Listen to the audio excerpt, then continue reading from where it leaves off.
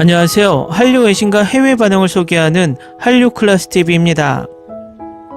오늘은 2010년에 방영하여 무려 34%의 역대급 시청률을 올린 드라마가 실화의 바탕을 둔 드라마라는 이야기를 해보고 이 드라마에 푹 빠진 중국 반응까지 살펴보겠습니다.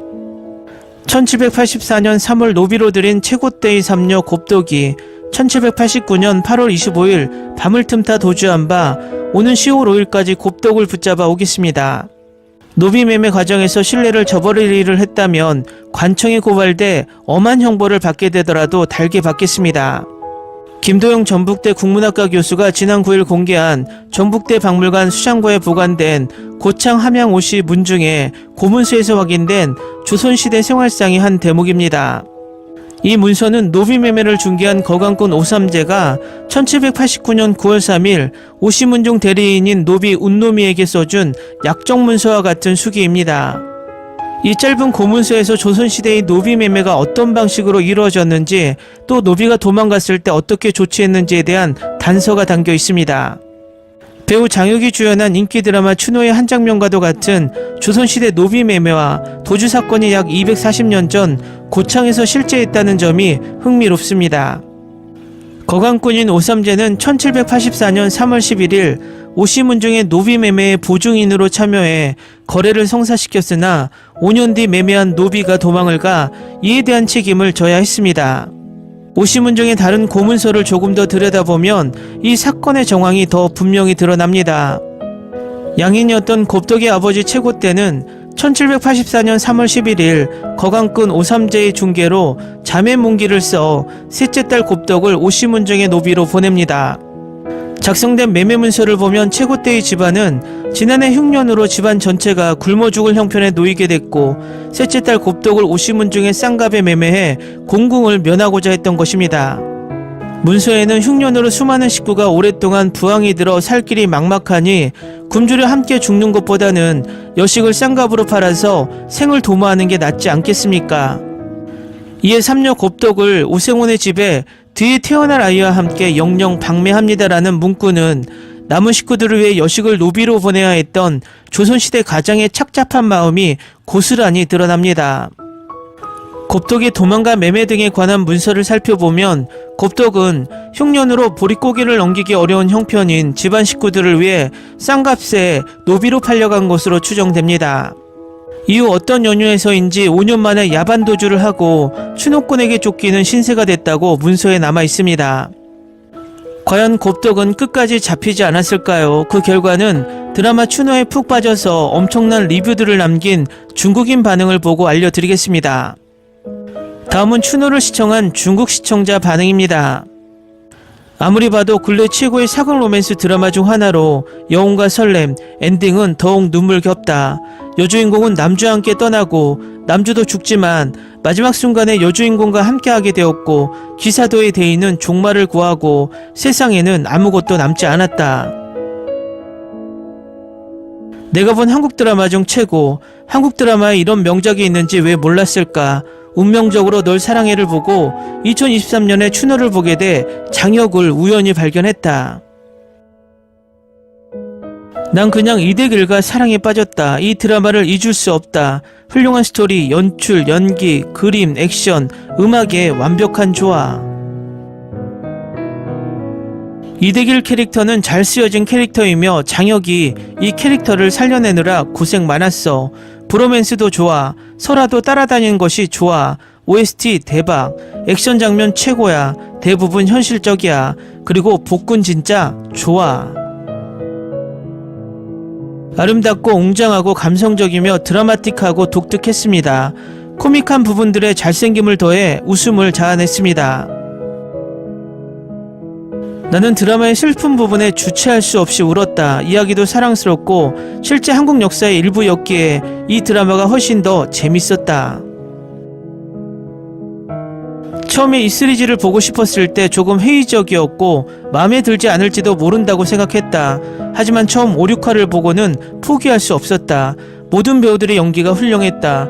아름다운 사극이었다고 할 수 있다. 특히 장혁, 오지호는 격투, 브로맨스, 경쟁 부분에서 명작을 만들었다. 노예 사냥꾼은 내가 본 한국 드라마 중 최고다. 모든 것이 스토리라인, 편집, 연출, 영상, 테마, 음악, 사운드 트랙, 시나리오, 연기 모두 훌륭했다. 장혁과 우주의 연기가 빛났고 이다희를 제외한 출연진 모두 정말 사랑했다.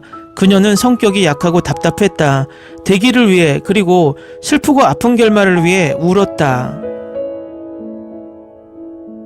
이 드라마의 모든 장면을 사랑했고 사랑했다고 말하고 싶습니다. 그리고 모든 드라마가 추노처럼 흥했으면 좋겠다. 어젯밤에 이 2010년 엄청난 시리즈를 막 끝냈습니다. 아무튼 대단한 시리즈였습니다. 역적과 동등합니다. 13년 전에 출시되었지만 노예들이 어떻게 대우받았는지 보고 배울 수 있는 훌륭한 시리즈입니다. 엄청나게 비인간적입니다. 그러나 그것은 이제 역사의 일부입니다. 나는 이 드라마에 만족할 수 없다. 그 느낌이 계속해서 나를 때린다. 장혁은 이대기를 훌륭하게 연기했다. 출연진들 다 수고하셨어요. 제가 제일 좋아하는 건 추노꾼. 지금까지 제가 제일 좋아하는 사극 드라마입니다. 이것은 솔직히 내가 본 최고의 사극 중 하나이며 언제든지 다시 볼 수 있습니다. 훌륭한 캐스팅, 훌륭한 연기, 훌륭한 줄거리 전개, 훌륭한 음악 모두 제 위치에 있었습니다. 손에 땀을 쥐게 하는 드라마, 역사 묘사 여러 스토리라인은 환상적입니다. 이것은 내가 처음으로 본 한국 드라마였고 정말 좋아했습니다. 두 주인공 사랑해요. 훌륭한 스토리라인, 하지만 매우 슬픕니다. 저는 장혁의 완전 팬이고 그는 이 드라마에서 실망시키지 않았습니다. 전반적으로 훌륭한 캐스팅. 전체 에피소드 시청을 마쳤습니다. 진짜 눈물 난다. 가슴이 아프다. 너무나 좋은 K-드라마. 완전 추천. 2012년 처음 본 이후로 지금까지 이와 같은 멋진 스토리를 본 적이 없는데 이 편도 만들어줬으면 좋겠다. 놀라운 드라마, 새드 엔딩이지만 그래도 최고.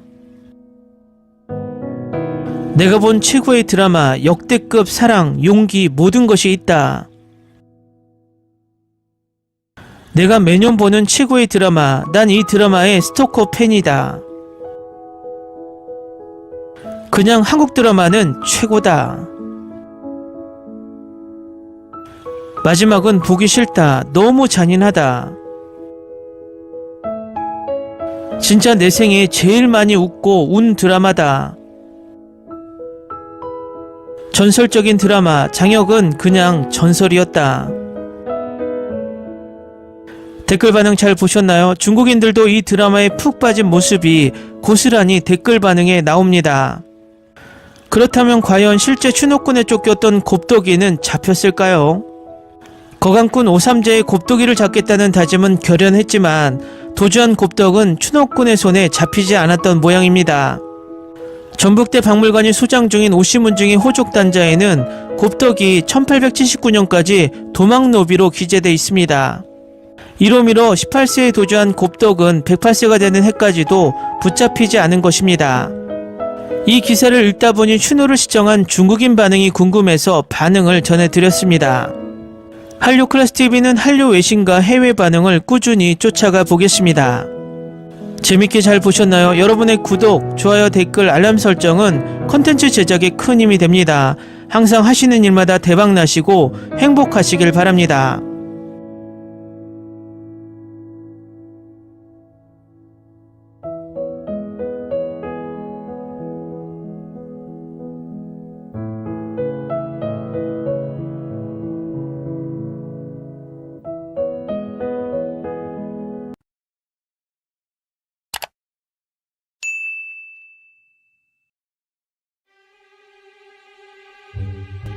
Ni se te ocurra.